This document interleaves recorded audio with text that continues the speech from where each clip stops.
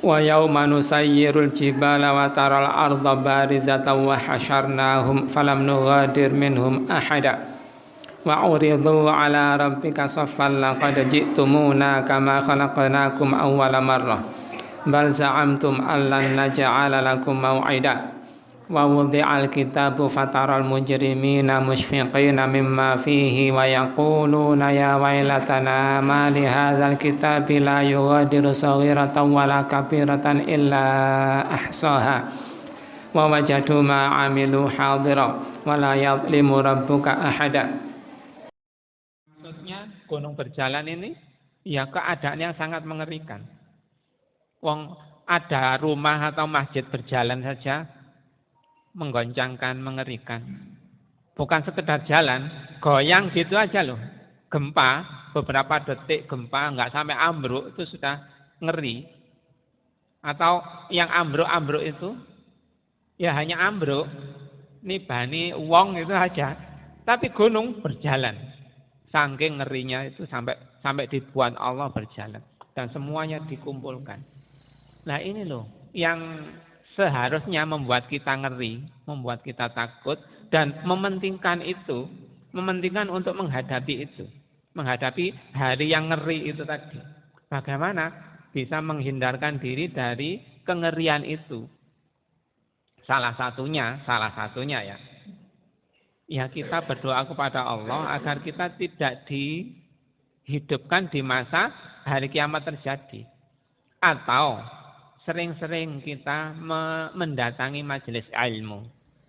Kalau kita sering-sering mendatangi majelis ilmu, kita akan dibantu oleh Allah. Man salaka tariqan yaltamisu fihi ilman, sahhalallahu lahu tariqan ilal jannah. Siapa yang berjalan menuju majelis ilmu, maka Allah memudahkan urusannya untuk menempuh surga. Nah itu salah satu bentuk halangan untuk menempuh surga itu ya. Ngerinya di hari kiamat itu tadi. Orang lain boleh ngeri kalau kita sering terbiasa dengan menempuh jalan untuk menuju majelis ilmu, insya Allah dimudahkan oleh Allah Subhanahu wa Ta'ala. Dan mereka akan dibawa ke hadapan Rabbmu dengan berbaris. Kalau kita ada teman ya, nabrak orang, tak sengaja menabrak orang. Korbannya meninggal, diadili. Jam 6 sudah siap-siap. Keluarganya, temannya siap-siap ke pengadilan. Untuk mendatangi pengadilannya. Ternyata mulai sidangnya jam 9. Lama antri. Nah itu mungkin nggak seberapa ya. Kalau kita antri jam 9, jam 6 sampai jam 9 itu antri duduk di situ ya ada tempat duduknya. Walaupun mencekam ya, dijaga polisi, dijaga apa itu. Tetapi agak nyantai.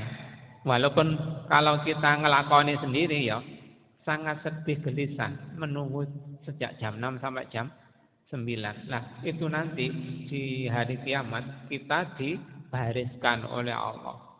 Menunggu pengadilan berbaris-baris, tapi yang ikut baris antri untuk diadili itu sekian ratus miliar orang, sekian juta triliun orang antri. Nggak seperti kita di pengadilan itu tadi ya, jam 6 sampai jam 9 tok. Nah, dibuat oleh Allah, dihadapkan kepada Allah berbaris. Sungguh kami datang kepada kamu datang kepada kami sebagaimana kami menciptakan kamu pada kali yang pertama. Bahkan kamu mengatakan bahwa kami sekali-kali tidak akan menetapkan bagi kamu waktu perjanjian. Maksudnya kamu, sebagian kamu atau mungkin sebagian besar dari kamu tidak percaya akan adanya hari kebangkitan. Tidak percaya akan adanya pembalasan. Tidak percaya atau mendustakan adanya hari kiamat dan balasan surga dan neraka. Makanya kalau ada orang yang berdakwah, mubalik, dai, ustadz, kiai berdakwah kepada Islam, kepada hari akhirat, disebut sebagai peramal masa depan. Kenapa? Karena yang menyebut itu menganggap akhirat nggak ada, kiamat nggak ada. Koyok ruh-ruh wae. nek ana hari kiamat, nek ana surga, nek ana neraka. Gak ero ae kok. Itu namanya mereka mengatakan wong gak ero tapi kemeruh itu namanya peramal masa depan. Nah, Allah di akhir ayat 48 ini mengatakan berfirman betapa bal za'amtum allan naj'ala lakum mau'ida. Bahkan kalian menyangka bahwa kami tidak akan menetapkan memberlakukan hari perjanjian ini atau hari kiamat ini. Ini kita kalau setiap Kamis, malam Jumat atau sampai Jumat Asar itu ya, sampai Jumat Maghrib disarankan untuk membaca Al-Kahfi dengan harapannya kita mendapatkan peringatan lagi dari Allah betapa nanti itu pasti akan ada hari kiamat dan kita akan diadili, dibariskan oleh Allah Subhanahu wa taala. Diletakkanlah kitab lalu kamu melihat orang-orang yang bersalah ketakutan. Karena enggak seperti CCTV ini, masih banyak celahnya, masih banyak kelemahannya. Tapi kitab itu nanti begitu menakutkan. Semua hal yang besar dan yang kecil tercatat, diawasi oleh Allah. Orang-orang yang bersalah itu ketakutan terhadap apa yang ada di dalamnya. Dan mereka berkata, aduhai celaka kami. Kitab apakah ini yang tidak meninggalkan yang kecil dan yang besar. Melainkan ia mencatat semuanya. Dan mereka menjumpai apa yang telah mereka kerjakan itu tertulis. Kita sedang riya ditulis, kita sedang sum'ah ditulis, kita sedang pamer ditulis, kita sedang membanggakan keturunan ditulis, keturunan kulo Raden, keturunan kulo ngene, sugih-sugih, boloku sugih-sugih.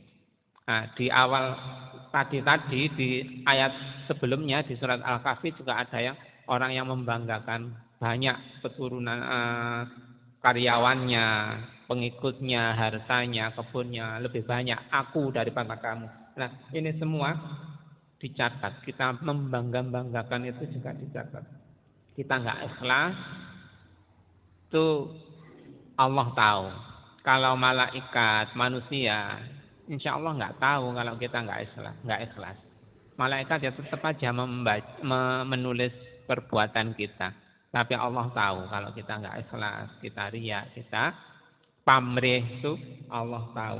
Dan mereka menjumpai apa yang telah mereka kerjakan itu tertulis dan Rabbmu tidak menganiaya sedikit pun.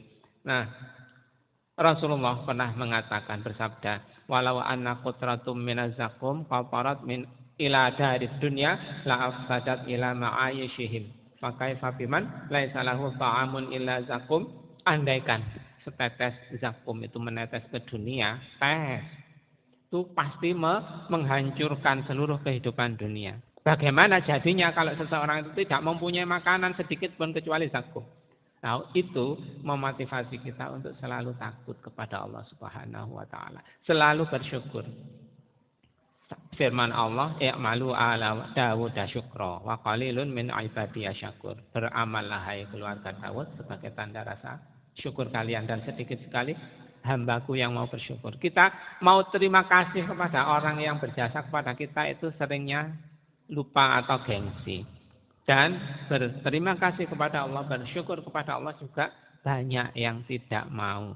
Nah, itu dijuluki oleh Allah wa qalilun min ibadiyas syakur. Makanya kita seharusnya harus banyak-banyak bersyukur, hanya banyak-banyak mentaati Allah. Yang sunnah-sunnah kita kerjakan, yang makruh-makruh kita tinggalkan. Untuk apa? Karena takut kepada Allah Subhanahu wa taala.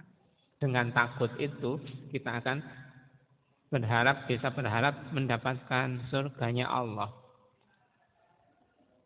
Orang yang takut kepada Allah, allazi ayatnya saya agak lupa sekarang. Di surat An-Nazi'at itu, siapa yang takut kepada Allah, falahu jannatan, mendapatkan 2 jannah, 2 surga. Man khafa maqama rabbih wa nahan nafsa 'anil hawa fa innal jannata hiyal ma'wa. Kalau enggak salah itu ayatnya ya. Siapa yang takut kepada makomnya Rabbnya dan menahan hawa nafsu, maka jannahlah bagi dia. Di surat An-Nazi'at kalau nggak salah. Nah, begitu itu kita harus takut kepada Allah dengan cara meninggalkan yang makruh-makruh, apalagi yang haram-haram, apalagi yang bid'ah-bid'ah. Bid'ah itu kedudukannya lebih besar, lebih tinggi, lebih sesat dibanding dosa besar. Walaupun nggak sampai ke syirik dan kafir. Yang paling sesat, paling besar dosanya itu syirik dan kafir. Di bawahnya bid'ah, di bawahnya lagi dosa besar, di bawahnya lagi dosa kecil. Jangankan yang dosa besar dan bid'ah, yang makruh-makruh saja kita tinggalkan karena kita harus takut kepada Allah Subhanahu wa taala.